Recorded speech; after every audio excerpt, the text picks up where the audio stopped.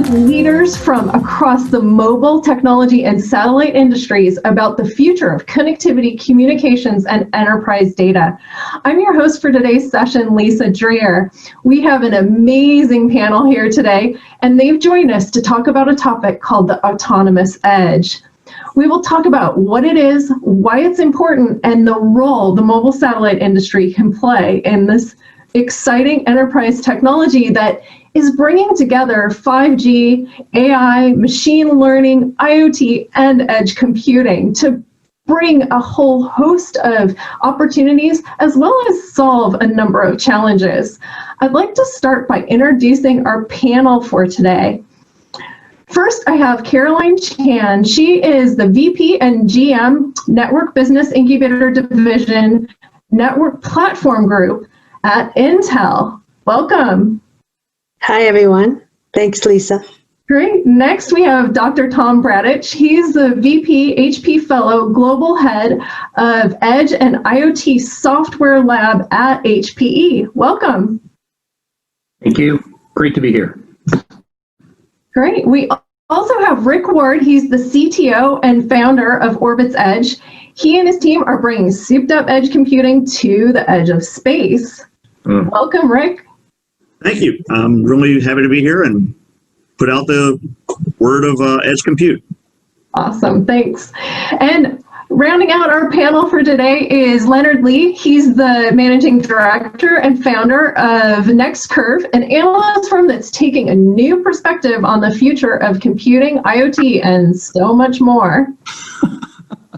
Welcome, Leonard. Thank you, Lisa. Really glad to be here and looking forward to the discussion. This is going to be fun. Great. Thanks so much for all of you for joining today. I want to start, Leonard, simply by defining what the autonomous edge is. Can you tell us what this is and why it's important? Yeah, sure. I'll give it a shot. It's kind of a tall order, but in general, it's really the idea of the autonomous edge is really about this new frontier of innovation emerging, as you said, at the intersect of 5G, cloud/edge computing, and AI. And what we realized through our research is that the net new that is emerging from this nexus is, it's really real-time autonomous control. And what we mean by autonomous control is this closed loop of cognition, intelligence, and then cyber physical control.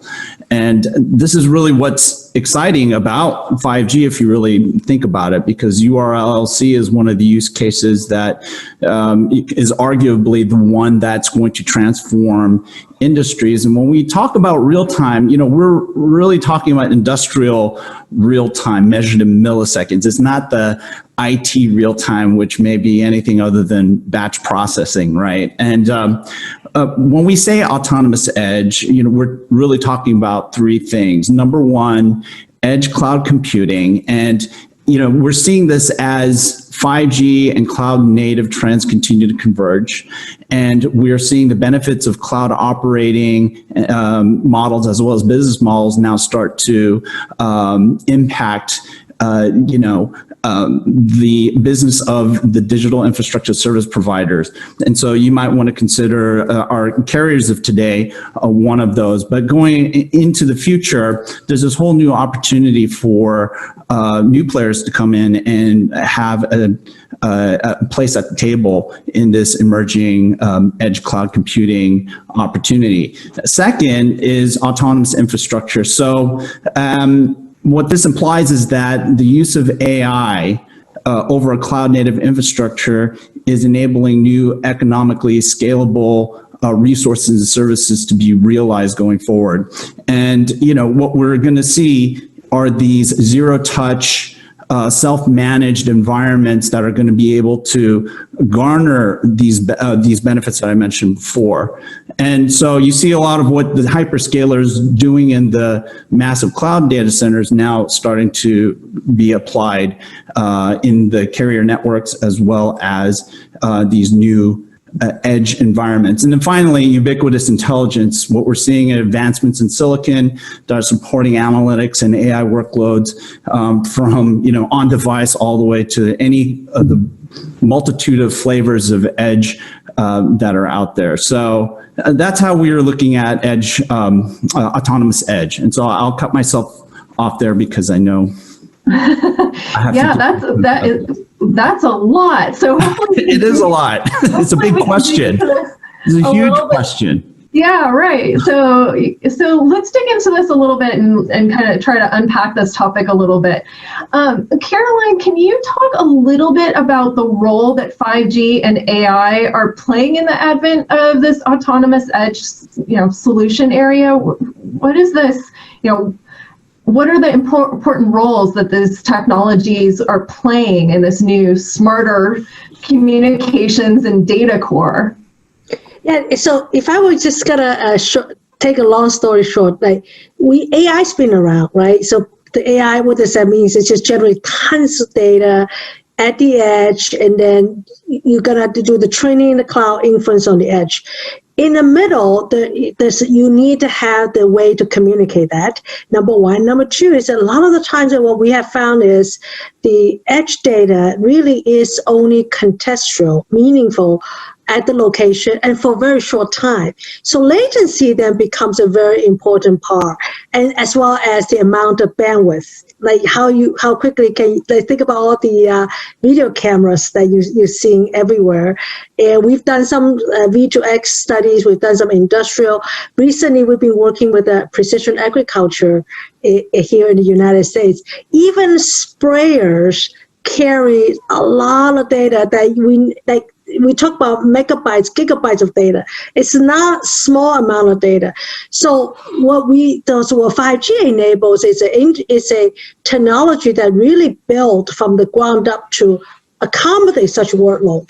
So then you're seeing a lot of the data being able to smartly being consumed locally on the edge, and some of the essence of it gets carried to the cloud for training purposes. So 5G and AI are really complementary, really enhancing each other to be able to build up the effectively does the autonomous edge that Leonard just described to us.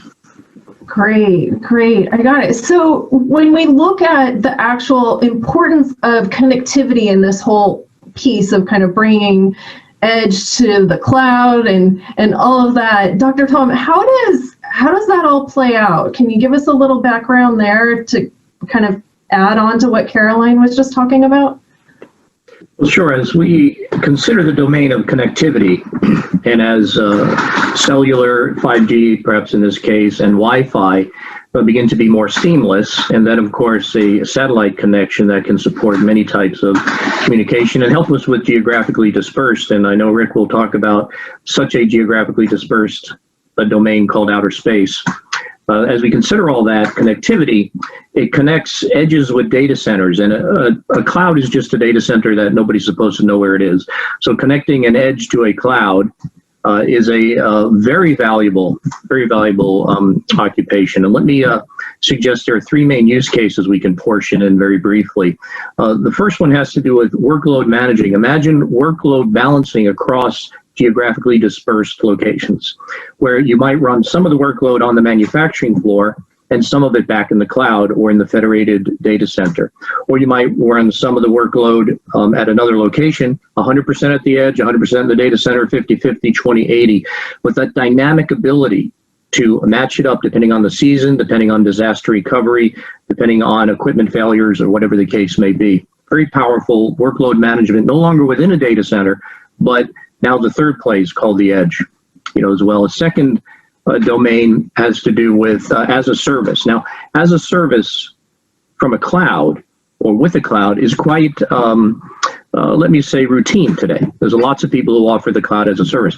Imagine offering the edge as a service, meaning a very complex oil rig, which is remote, having complex IT and OT functions. How do you offer that as a service? Well, the cloud managed remote infrastructure will demand that type of connectivity to be able to actually manage it. Just the way we manage clouds as a service remotely, we'll be managing edge. That's two of three. And a third one briefly is what we would call swarm learning, or let me use a metaphor of an exchange student abroad who goes abroad and learns and then comes back. And the connectivity mechanism there, of course, is a plane, a train, or an automobile getting the student back and forth. But imagine now with respect to satellite connectivity, 5G, and then more locally Wi-Fi and or wired network connectivity, picking up learning information and then recompiling the machine learning models for AI, for example, from all over the world and including outer space, as I know Rick will talk about as well. Amazing. So I personally think that the future of the space industry is as a service solutions. And so, Rick, I think that Orbit's Edge has kind of a role to play here. What would you say that the mobile satellite industry, what role do they have to play in this whole autonomous edge solution? Yeah, that's a good question. So when you look at the data infrastructure that we currently, we're somewhat good at transmitting data.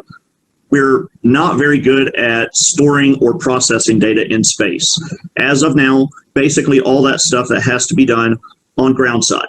So when you take a picture with your Earth observation satellite, you will store it for as long as you have to until you can get access to a ground station. You will send it down, and then whatever processing has to happen will happen here on the ground.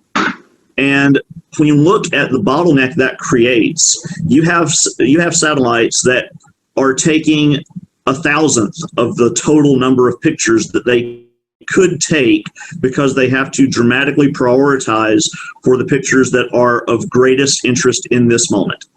So what we can do is we can offer an offloading of that processing capability.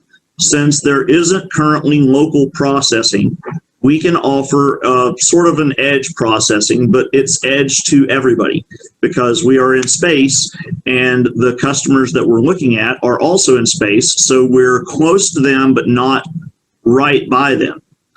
We can offer the connectivity, we can offer the offloading of their data, we can do things with it and then send it down to Earth. And that's basically what we're looking at. Currently on Earth, we take a lot of processing for granted. We just say, oh, just throw that to the cloud, throw that to the edge. If the cloud's not responsive enough for your current use case, then you bring out edge compute, and that's as easy as making a phone call. We're wanting to bring that to space. We're wanting to bring that capability of send us an email and we will set up your account and you can utilize our edge compute processes right there without having to do a lot of extra heavy lifting on your end. Got it. Wow, that's amazing. So let's talk a little bit about the roadblocks that are or will stand in the way of the adoption of this autonomous edge concept and solution. We all know that 5G is still kind of in the implementation phase, so it's not available in a lot of places. And even the access to any sort of terrestrial cellular networks can be unavailable in certain places. Caroline, does that mean that the autonomous edge is off the table for certain remote applications? No, I don't think so. I mean, that's we see a lot of initiatives happening. As far like we now working, I mentioned working on some of the rural 5G precision agriculture, discuss government incentives coming out, not just in the United States, but we've seen that in UK as well. We'll soon see some of that in Asia Pac regions like Japan, where you have a lot of islands and you do need more widespread spectrum. I think one of the big things that Leonard kind of alluded to is that the availability of compute. Availability of compute, compact, maybe the places where the power constraint, compute in terms of cost, effectiveness, and business model to make that happen. So we see 5G being deployed in many places, including rural places. That's got some way to go. We do need the right spectrum policy, maybe even incentives to make it happen. But the satellite industry definitely can play a significant role to help roll that out. And where you are, and just listening during our prep sessions, I didn't realize that it was such it's an industry we have not taken full advantage of. And I think the role of your customers, your users, absolutely will play a role to help spread the 5G far and wide. Yeah. So how would that actually work? Dr. Tom, can you tell us a little bit about, what you think about the adoption of 5G and what its appeal is, and kind of how we can tie these multiple networks together, regardless of whether they're coming from a satellite or coming from a cell tower or coming from, 5G? Like, how can we sort of tie that together and make this all work? Well, I have a point of view that is not necessarily technology driven, and if we just make an assumption, it'll work. And I think Caroline would affirm that it'll work. It'll get through the barriers. It will be cost effective someday. It will indeed be able to afford the large amount of endpoint connectivity, the greater bandwidth, the higher quality. Let's assume all that works. Let's assume our engineers and scientists make that work. Then I think it will be adopted in an unstoppable fashion. And here's why. Because of the one radio theory, or the one radio idea. And this is not a new concept, and I've seen it happen across my career, where one would standardize on a superset of technology. Now, you and I, with our phones, have 4 radios in here effectively, right? There's a near field, there's the Bluetooth, there's the Wi-Fi, and the cellular. We as end users, especially if we're not sophisticated, would prefer one, would prefer a superset that does it all. Now, that doesn't happen today. That's why we have many. And then if you were to go to a supplier who makes a device like this and say, would you like to test 4 radios and all the permutations in your test system and your cost of all those radios, or would you like to have one and keep the margin or pass it on to your customer? I think you'd get, well, as a supplier, I would like to just test one, right, a superset. And then if you look at the intermediate distributors, like the coffee shops and the hotels and the campuses offering, they in many cases, not all, would prefer you to use one radio, your own, let me call it 5G, or cellular as well. So I see these demand and supply side dynamics as really going to be the driver. And again, assuming that the costs and the technology are established satisfactory in the industry. Yeah, I get it. So I think in all of these solutions, right, that the latency is part of the role, and Caroline kind of mentioned that earlier. And obviously, a lot of the value of edge computing in general is to lower that latency and decrease our cloud costs and process and store data even faster. But kind of how does that work from a satellite communications perspective, Rick? Obviously, traditionally, satellite has been known to have higher latencies and that sort of thing. So how can the mobile satellite industry play a role in the autonomous edge? Okay, so satellite internet has traditionally had really bad latency, and that's mostly because they're using geosynchronous satellites that are pretty far away. So the physical distance between the satellite and the customer on the ground, it's far enough that you definitely notice the distance. And it's only really been a feasible option if you're so far out in the woods that there's nothing else there. It's expensive, it's slow, it's not great. So what we're looking at today is we're looking at something that is smaller, closer, and more ubiquitous. We've already seen where Starlink has brought connectivity to isolated native tribes that previously didn't have that option. That sort of thing can also extend to other realms, other places where you're more isolated, where there's not a lot of infrastructure. There's currently offerings for ships at sea that don't have a lot of connectivity. That can be very important for their navigation, for their storm awareness, for various parts of their operation. So by enabling 5G style connectivity, which also means you have to have a compute on station or nearby, that can really bring everybody onto the same level, instead of where you can only have high levels of connectivity and processing available. If you are close to the nodes of infrastructure, you can have something similar out past those areas. Kind of ubiquitous.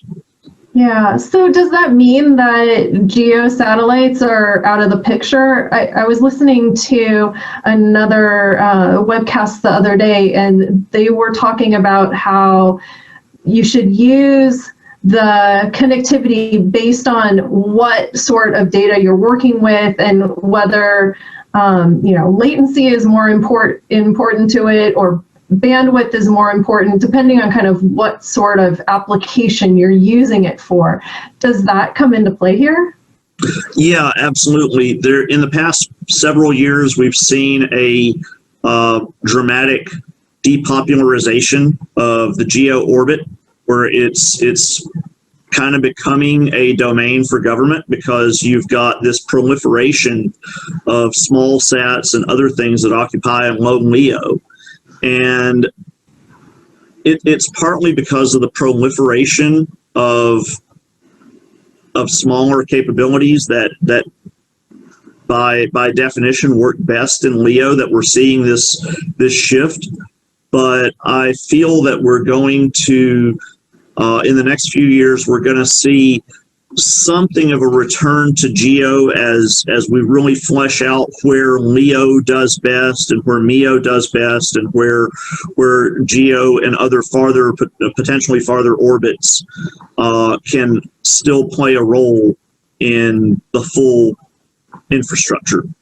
Yeah, Rick, if you don't mind, I wanted to ask you, are you seeing any trend toward these geo satellites being used for LEO backhaul? Because the GEOs have much broader coverage, right, than LEO. I mean, one of the reasons why Elon Musk is going to be launching something like 42,000 little microwave ovens up into space is because of the coverage challenge, right?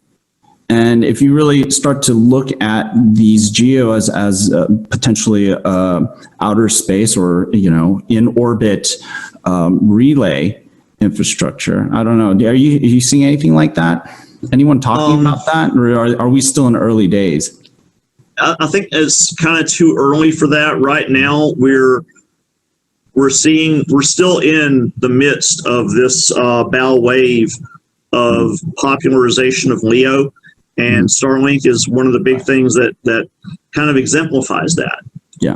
If you look at a flashlight as if it's holding, if you look at a satellite as if it's holding a flashlight, the area, the cone that it's shining down on the Earth is its coverage area.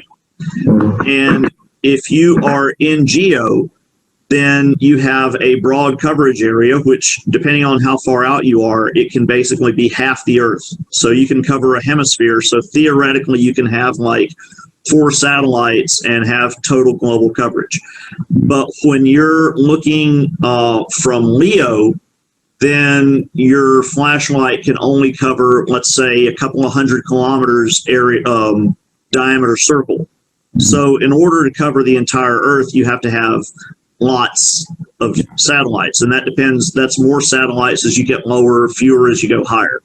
We're looking at about 30 for our high LEO orbit constellation. So yeah, right now the big word is latency, and the only real way to beat latency is to go low. It's how low can you go without falling out of the sky? But when you say that, you're talking about latency between the satellite and the terrestrial ground station, right? Correct. Yeah, but then the physics are way different there than in space. No? So basically your benchmark is going to be, when you're comparing to terrestrial communications, your benchmark is going to be the speed of light through fiber optics is about half what it is through a vacuum. So if you have twice the distance to cover A to B in space, you're covering it in the same amount of time that you would cover, well, one half of that through fiber on the ground. And that's as the fiber runs, not necessarily as point to point. Right. That's really interesting. Yeah. So that's kind of your physics. It's kind of your physics hard point. Mm-hmm. Yeah, absolutely. So let's talk about, Leonard, maybe give us a little bit of perspective from the analyst side of things with this autonomous edge. What does it mean for enterprise users in terms of implementing this technology? Is this something they need to do right away? Is this something that is worth the investment? How do they judge that? Yeah, I mean, it's going to be an eventuality, right? We're going to be arriving at a moment when enterprises are going to be looking at how do we automate and make autonomous certain aspects of our business, right? And the thing is that the technology is evolving so quickly in a direction where it's going to enable this. We can expect this to be happening in various aspects, whether it's for internal IT or internal enterprise usages, or from an operational perspective, we're going to see this happen. And also in the public domain, we're going to be seeing a lot of automation opportunities, and where having this closed loop that I was talking about before, right, where you have the cycle of cognition, intelligence, and then that cyber physical control. These intelligent loops are going to be very important. And it's not like we haven't seen these. This isn't science fiction. I mean, the hyperscalers are doing it today.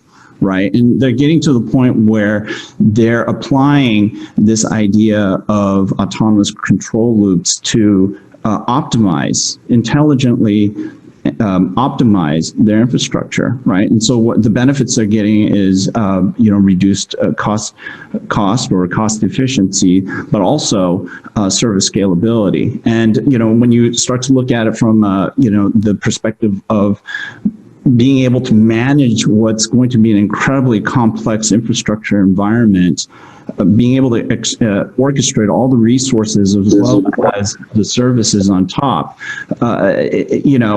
it's inevitable that this is going to happen. In fact, this is probably one of the more prevailing topics in the area of telco today.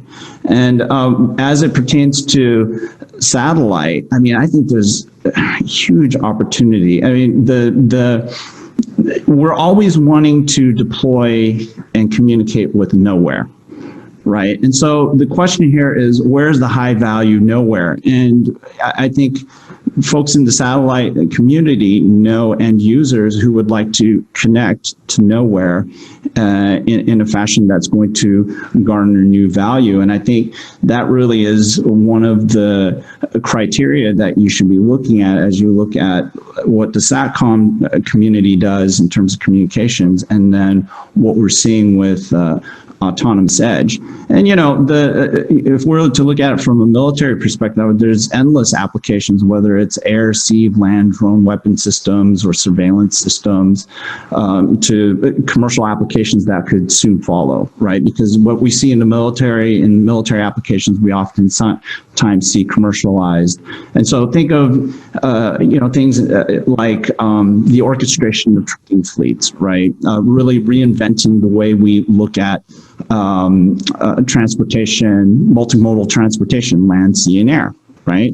Being able to orchestrate, maybe even control in a centralized way, autonomous transport assets and platforms. So let's talk about that.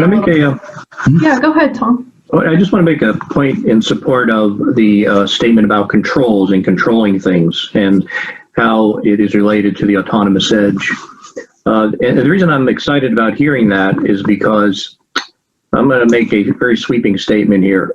The reason, not a reason, the reason a for-profit enterprise would deploy an IoT system or deployment is to control the things. It's not even a reason, it's the reason. It's to control the things. Now, this is a for-profit organization, not a research organization or exploratory, and it's also something that has things in it. not all edges have things in it, but it's to control the things or the business associated with the things.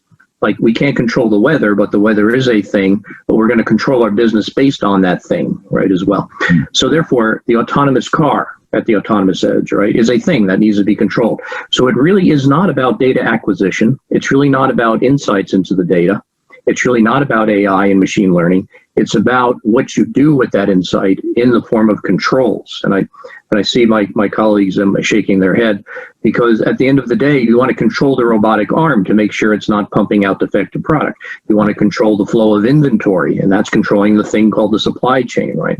So it's all about control. And going back to the inhibitors that you asked about earlier, the lack of understanding of what I just said is the biggest inhibitor in many IoT deployments and edge deployments, because so many are caught up in the connectivity part, which is a means to the end, the compute part, which is a means to the end. By the way, all essential, right? Breathing and eating and love is essential for a human, but it's not our mission, right? We don't wake up in the morning and say, I can't wait to breathe all day. Frankly, some people do, of course, if they're ill, and I don't mean to be respectful. But, I do. yeah, right. But I mean, at the end of the day,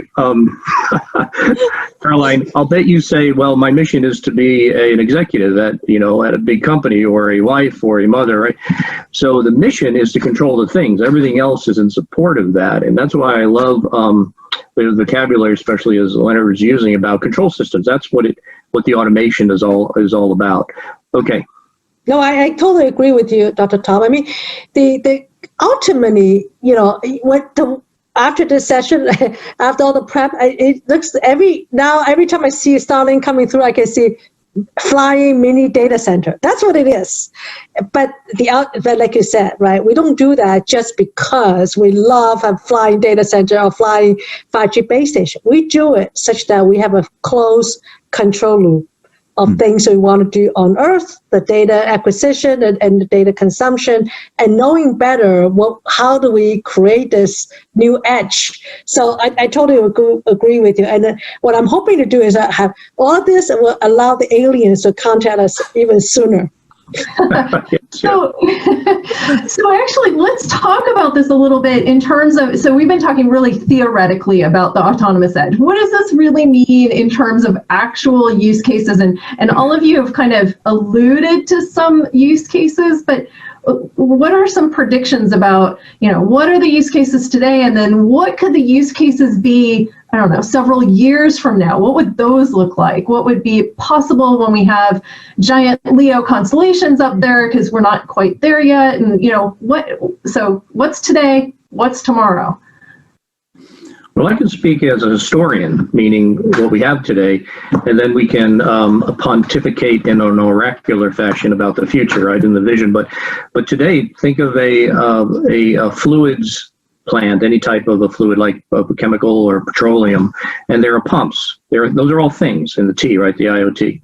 And to be able to autonomously adjust and calibrate such that the efficiency is there with production, particularly if it's in manufacturing, you want more production, right? But also so as not to wear out the machinery, to calibrate it correctly. And if all that is happening autonomously, and remember that's control of the things, if all that's happening autonomously because we're picking up temperature, we're picking up resistance, we're picking up particulates, we're picking up moisture, we can shut things down when they're too hot, we can back them off. When, for example, more flow is coming in, you can apply my thinking here to conveyor belts where hard things are manufactured, like chips, potato chips or crisps, right? As well as petroleum or discrete manufacturing versus the process manufacturing. And we're seeing many, many deployments there, doing that, because if you don't do it autonomously without human interaction or even without cloud interaction, those are two sub-definitions, I think, of autonomous, right? No humans and no even connectivity. If you don't do it autonomously, then you'll slow it down. And the number one thing in manufacturing is more production without sacrificing quality or safety, right, and efficiency. So that we're actually seeing that today in many, many ways. And one of the greatest sensors is visual, is actually cameras looking for defects to knock off the moldy potato chip so it doesn't go in the bag, or the broken one. Looking for defects where there are short circuits on a printed circuit board if you're building a smartphone, you're building a PC, or a laptop. And I'll mention one deployment today with Seagate Manufacturing, who has given me permission to use their name. They're using video analytics at the edge. So they're analyzing high performance analytics on video data. Most people watching this know video data is really the biggest. Rick mentioned an image, satellite imagery. Let me say graphics or video data is among the greatest. But to do deep AI at the edge, which is the manufacturing floor, and then to take action and to enhance the quality and the productivity is really happening today. And that's not a future. It is going to be part of the future, but we don't need to wait for it. It literally is happening today. Wow. That's great. Rick, what do you think? I know that, we've spoken in the past about use cases of today and then some that may be enabled for tomorrow. So what do you see out there? Absolutely. So while we try and keep most of our focus on customers of today and things that we can work on today, we are definitely sci-fi geeks. So we pay attention to what's around the corner and what sort of things we can facilitate by the capabilities that we're wanting to bring in.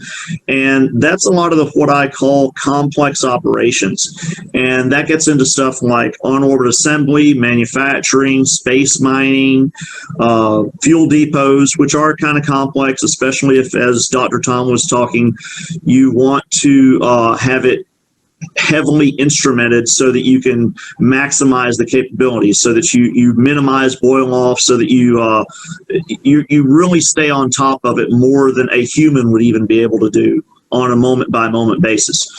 So all of these things are things that I term complicated. They're things that would take a person all of their attention and a highly developed skill set.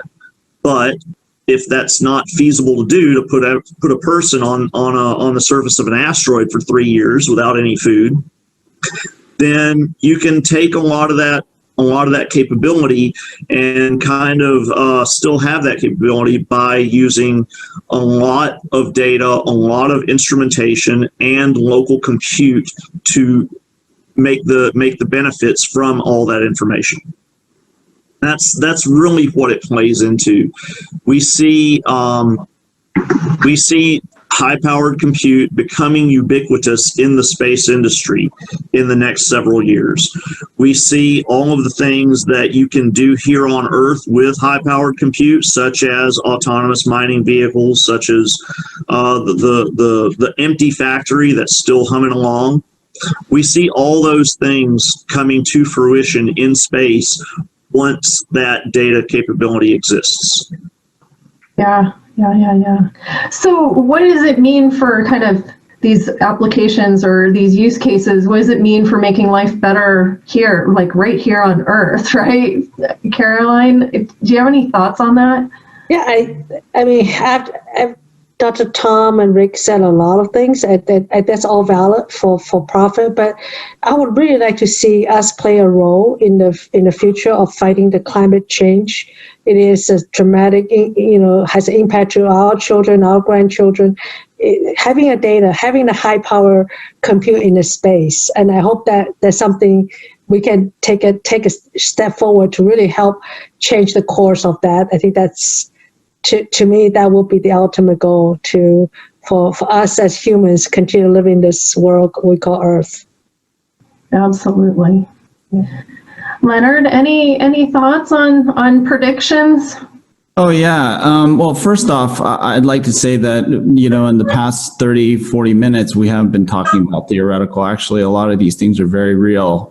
In fact, we probably didn't uncover some of the real things that are happening that are pushing the envelope of what's possible. And, one of those things is really ruggedization.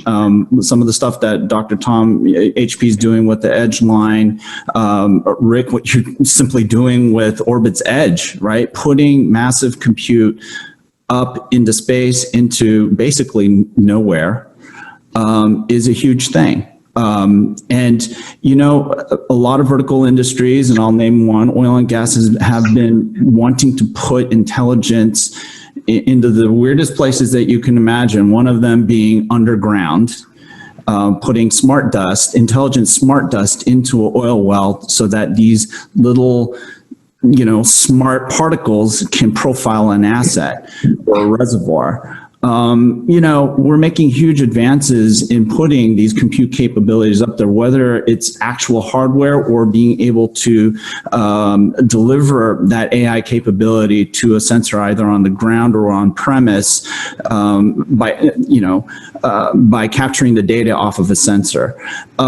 There's a lot of possibilities, to Dr. Tom's point, that a lot of folks aren't aware of. And I think there needs to be a huge education, especially within the satellite community, of what's happening with 5G, what's happening with industrial IoT and the convergence of IT that Dr. Tom talks about. He has some great points of view on that.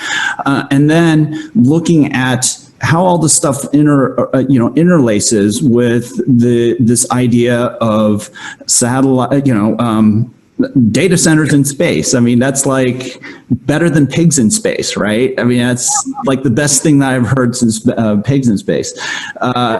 So there are all these real incredible opportunities in the next 5 years if Elon and Jeff Bezos get these LEOs up there. Watch out, but I think there's a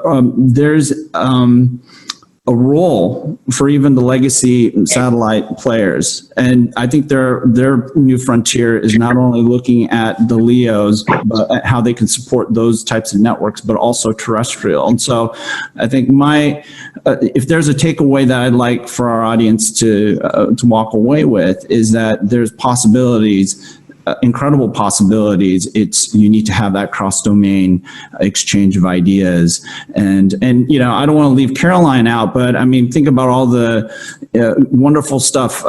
Rick, you mentioned COTS. You guys are using COTS stuff in space. It has to be future-proof. You can't go up there and change stuff out all the time. So they need to be open. They need to be interoperable. They need to be there to support standard stacks, not just software layer or OS. We're talking about the entire stack, and it has to be adaptable. And software upgradable, compatible. Exactly. Yeah. And so it's insane. It's amazing stuff. Funny you mention our stack, because what we're actually using is HPE's Edgeline series. So we found that was one of the most rugged things out there that's highly reliable, highly respected in terms of security and obviously reliability. And they've also got some flight heritage in working with the ISS on the Spaceborne Supercomputer program. So powered by Intel. Of course. And that's what we wanted to go with for a system that's going to give us a really good shot at getting this thing right. This is great. This is fantastic. So I want to give our audience a little bit of time to ask some questions of our panelists here. So our first question that came in is, let's see here.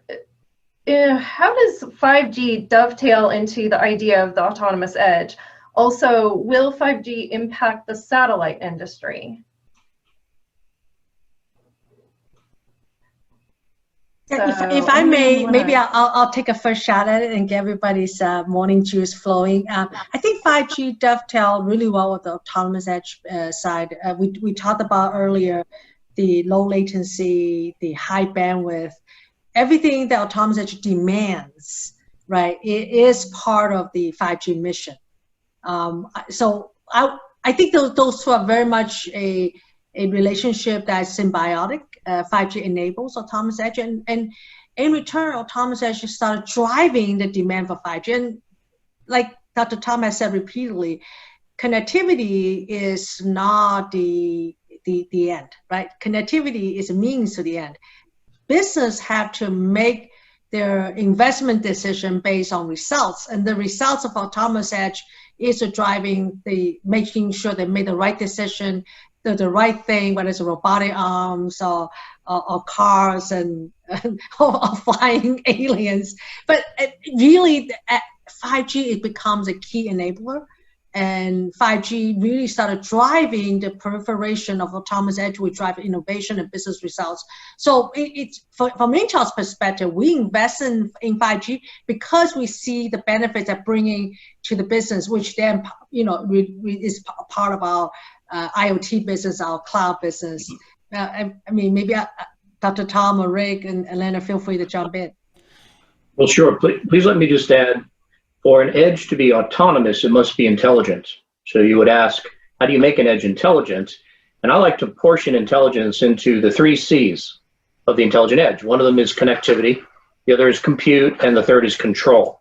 Now, this is, I know, a rudimentary framework, but I think it's very instructive to look at it like that. So as we talk about the question here, where does 5G fit in? It is obviously in the first domain of connectivity. And how do we use better connectivity to make an edge more intelligent?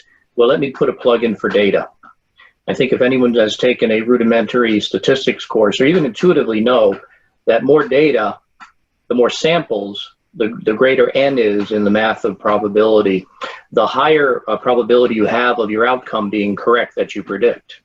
So therefore, with 5G having more access point capability, more bandwidth capability, less drops, higher quality, we're going to get more of this data. The more data you have, the more you can get a better prediction in the predictive world and also just be aware of what's happening.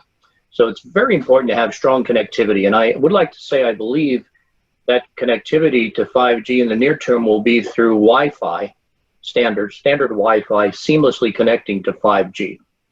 And therefore, we can leverage an infrastructure that we know and trust and move it into a incremental addition of this new technology that will open up many, many doors to making that edge more intelligent, therefore more autonomous.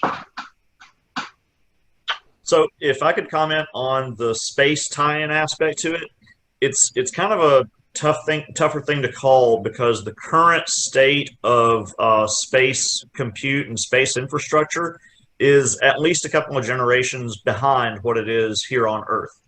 So while some companies will be able to skip those generations and move quickly, particularly if they go along with us and accept our help, then they will be able to make that shift quickly and have the kind of connectivity and compute and basically always on connectivity that you really need in order to consider your operations 5G.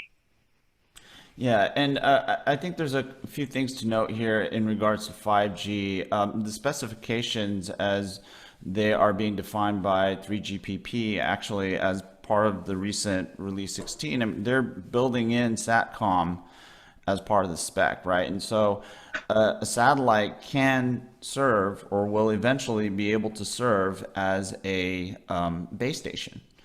And so that's how the 5G world will start to converge with, I think, satellite communications. And obviously that's great because all of a sudden satellite communications is part of 5G. And I think the pressing question for the industry is, well, what does that mean? Because we can say that, but then now you have to start to peel the onion and figure out, all right, what does that mean in terms of new value that you can deliver to your customers? And then when you start to blend autonomous edge into the equation, now you start to have the potential of exploring new frontiers with your customers. I mean, you know, Dr. Tom, you talked about the intelligence and predictive. All these things are really important concepts to think about as you look at your customers and what their needs are today, and start to think about optimization, start to think about proactive operations versus reactive, right? So all these intelligent capabilities allow you to have much more awareness about your operating environment as well as the things that are in that operating environment, whether you call it an edge, it will be some variety of edge, but these are important things I think that the satellite industry now needs to pursue in terms of conversations with customers.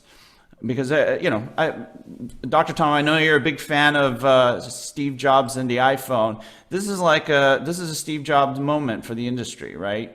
I think in a lot of ways. How can you work your way from a new type of customer experience back toward these new technologies that are going to be that are going to enable just wonderful new possibilities, I think. Yeah, absolutely. Well, we have a few more questions. We'll see how many we can get to before the top of the hour here. But so when we think about, like, we're talking about all the kind of things that could happen. And what do you think, though, are going to be some of the key challenges and barriers that, yeah, I have a question here where they're saying, you know, there's still barriers, there's still challenges that are going to get in the way of making this happen. So what do you see as the biggest challenges and how are we going to overcome those? Let me say, I think that real quickly, the number one risk to an autonomous edge deployment is being too risk averse about the autonomous edge. I hope what I said makes sense, but the number one risk is letting the risks stop you from assessing and deploying. And therefore, this is basically a negative point of view, is that those will miss. You brought up, Leonard, Steve Jobs and the iPhone. The beauty of that story lies not only in the fact that the Apple company as well as the Android folks were able to create a multi-billion-dollar business, but think about those who were left behind that were in that business, but because they did not adopt, for whatever reason, maybe it was risk aversion, they're irrelevant now. And now we have, of course, Samsung, Apple, and those names, as opposed to what were the big names in handheld devices 10 years ago. Absolutely. So one other question just came in. How do satellite companies need to think differently about connectivity and compute placement in order to see the autonomous edge opportunities? Okay, so the current architecture is kind of sporadic communications, because you pass over ground stations and you spend a lot of your time not in the range of one of your ground stations. And that depends on whether or not you have your own ground station network, or you're renting, or you're accessing it some other way. When we actually do have real-time, all-the-time connectivity, that's going to require a completely different mindset for every aspect of satellite operations. On the one hand, you'll have the ability for satellites to take in and use information locally, which will take some of the burden off the operators. But at the same time, you're going to have a lot more opportunities to interact with your satellites. So it will in turn give more effective use of the assets, and it will in turn encourage more satellites to be up there. So yeah, there's some significant mindset changes in order for operators to work on this. And Dr. Tom was just mentioning about Steve Jobs and the iPhone, and a lot of the satellite operators today would say that they want the faster horse. They have been used to the way space compute is, which is not, and they don't all recognize what will change when you actually have that car. Yeah. And I think, let me just add, I think your comment, Rick, on mindset is absolutely critical. And that's going to be a huge challenge for any legacy industry, right? Or at least legacy players in an industry that's undergoing transformation.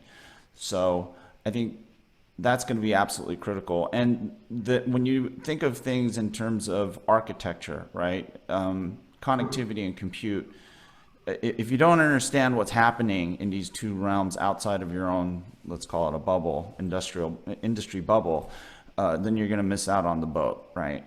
And I think it's incumbent on the industry to start exploring, talk to folks like Dr. Tom, Caroline, Rick, about what are these new frontier possibilities versus looking at your opportunities in a conventional way.